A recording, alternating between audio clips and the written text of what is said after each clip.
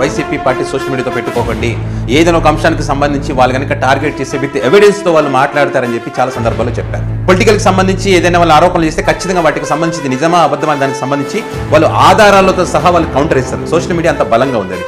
ఒకవేళ సినిమా పరంగా సినిమా ఈవెంట్లో జగన్ గారి గురించి టార్గెట్ చేస్తే మాత్రం ఆ సినిమా తీవ్రమైనటువంటి నష్టాలను మూట కట్టుకుంటుంది, ఇందులో ఏమాత్రం డౌట్ లేదని కూడా చాలా సందర్భాల్లో చెప్పారు. మరి తెలుగు సినిమా పరిశ్రమకు ఏం పోయేకాలం వచ్చిందో నాకైతే తెలియదు, కానీ ఎందుకంటే నాకు ఈ మాటలు అనాలంటే కూడా అనుభూతి కావట్లేదు. ఎందుకంటే జగన్ గారిని అన్నారని నేను కాదు, అసలు సందర్భం లేని చోట, అవసరాలు లేని చోట జగన్ ప్రస్తావన తీసుకురావడం, ఆ ఈవెంట్లో వెకిలి చేష్టలు, వెకిలి నవ్వులు, వెకిలి జోకులు వేసి ఏదో సాధించామనుకునేటువంటి భ్రమలో వీళ్ళు మునిగి తేలుతా ఉన్నారు. తద్వారా సినిమా ఎంత నష్టపోతుందనేటువంటి ఆలోచన ఈ మూర్ఖులకి అస్సలే లేదు.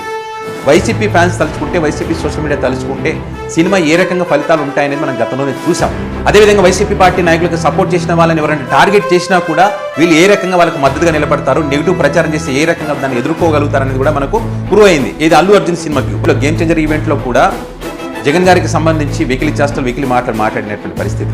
అసలు లేని చోట జగన్ గారి నుంచి మాట్లాడడం, మళ్ళీ ఇప్పుడు అదే విధంగా మరొక గండం వైసీపీ గండం మరొక సినిమాకు తగులుకుంది ఇప్పుడు.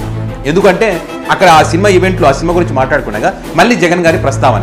అరే బాబు, జగన్కి వచ్చిన 11 సీట్లైనా సరే 40% ఓటింగ్ అనేటువంటిది మర్చిపోకూడదు, గెలుపోవటంలో సహజం. అంతేగాని దానికి సంబంధించి ఒక సినిమా అవకాశం కోసమో, ఎవరితో మెప్పు పొందడం కోసమో ఇట్లాంటి వెకిలి మాటలు, వెకిలి చేష్టలు చేస్తే తెలుగు సినిమా పరిశ్రమ సంకనాకి పోతుంది. నాలాంటి చాలా మంది ఈ సినిమా ఈవెంట్లో రాజకీయాలు మాట్లాడకని చెప్పి నెత్తి నోరు మొత్తుకుంటున్నారు. కాళ్ళు మొక్కేది ఒకటి తక్కువ. సినిమా పరిశ్రమ నాశనం చేయకండి, సినిమా ఈవెంట్లో రాజకీయాలు మాట్లాడకండి అని చెప్పినా కూడా విననటువంటి పరిస్థితి.